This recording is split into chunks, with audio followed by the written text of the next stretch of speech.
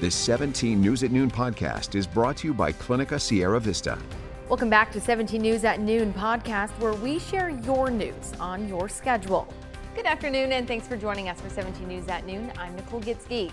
Well, billionaire Jeff Bezos and 3 fellow passengers lifted off into space and returned safely to Earth today. It is the first passenger test flight for Bezos' space company Blue Origin.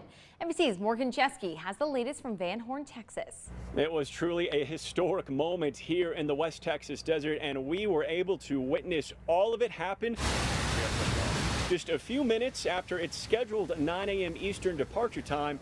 Blue Origin's New Shepard rocket lifted off successfully, going 62 miles above the surface of the Earth, carrying those 4 passengers: Jeff Bezos, his brother Mark, 82-year-old Wally Funk, and 18-year-old Oliver Damon on board, giving them about 3 to 4 minutes of weightlessness before bringing them back down to Earth via 3 parachutes for a nice soft landing in the West Texas desert. It feels like, this atmosphere is huge and we can disregard it and treat it poorly. When you get up there and you see it, you see how tiny it is and how fragile it is. We need to take all heavy industry, all polluting industry, and move it into space. Blue Origin had 15 unmanned test flights before this. This was the first manned flight. And as of right now, everything went according to plan. They were greeted back down on Earth with another crew member running up to the capsule, everyone giving a thumbs up before being walked outside to incredible cheers.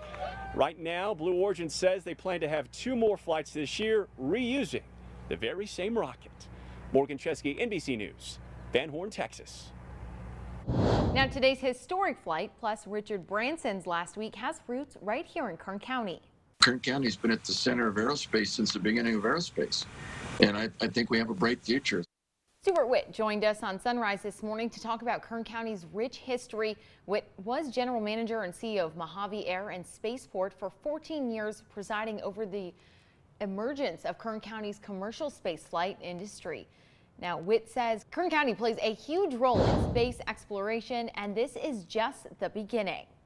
And in case you missed it, it was the topic of discussion on Kern County's In Depth last week.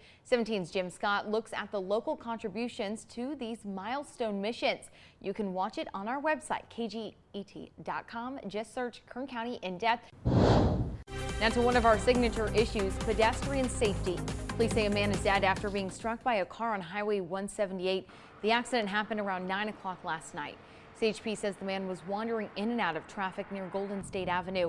A short time later, he was hit by a car and killed.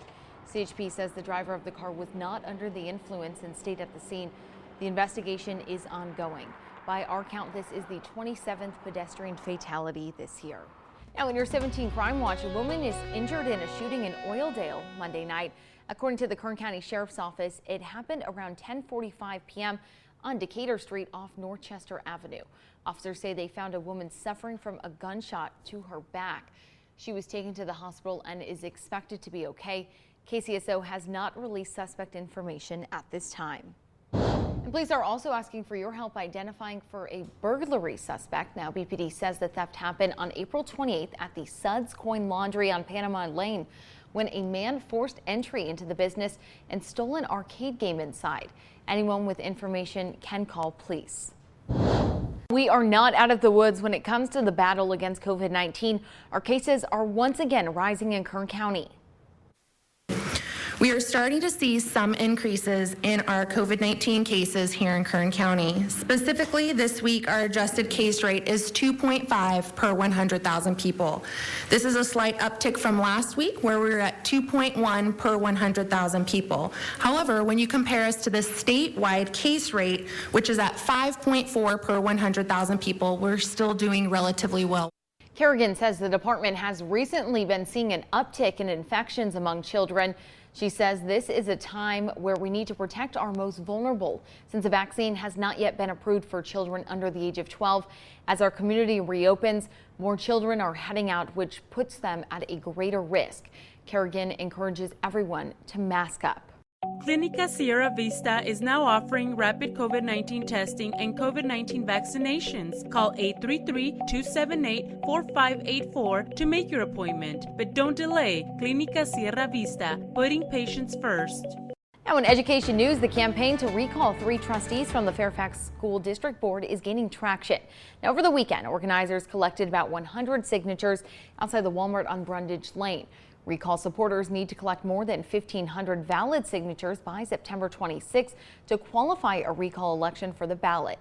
Now, a little bit of context here. This recall campaign is aimed at ousting Fairfax trustees Palmer Mullen, Jose Luis Tapia, and Alma Rios. Mullen has faced accusations of bullying and harassment of district staff, while Rios and Tapia are accused of always siding with Mullen and not adequately preparing for board meetings. This all comes after a scathing grand jury report labeled the board, quote, divided and dysfunctional. Now that meeting is set for 6 tonight, and 17's Eitan Wallace will have more after that meeting is over. Well, the East High Theater Department is set to hold their first live performance in more than a year. Students will perform the musical Little Shop of Horrors, a comedy about a carnivorous plant that grows to a gigantic size. Now, it's happening at 2 p.m. and 7 p.m. tomorrow and Thursday. Tickets are $10 at the door, with proceeds going towards that theater program. Taking a look around town now, the Beale Memorial Library is set to close their doors temporarily next month. The Kern County Board of Supervisors unanimously approved the library's request for the closure to replace their carpet. The library off of Truxton Avenue will be closed starting August 9th and will run through September 7th. During that time, you are asked to visit kerncountylibrary.org, or you can visit another branch. Well, local veterans will have the chance to visit the nation's capital with help from Honor Flight. According to their Instagram page, they are set to resume flights this fall. The mission of Honor Flight is to send our local veterans to Washington, D.C. to see the memorials built in their honor. If you know a veteran who should go on Honor Flight, fill out an application online at honorflightkerncounty.org. And a community workshop set for tomorrow has been canceled.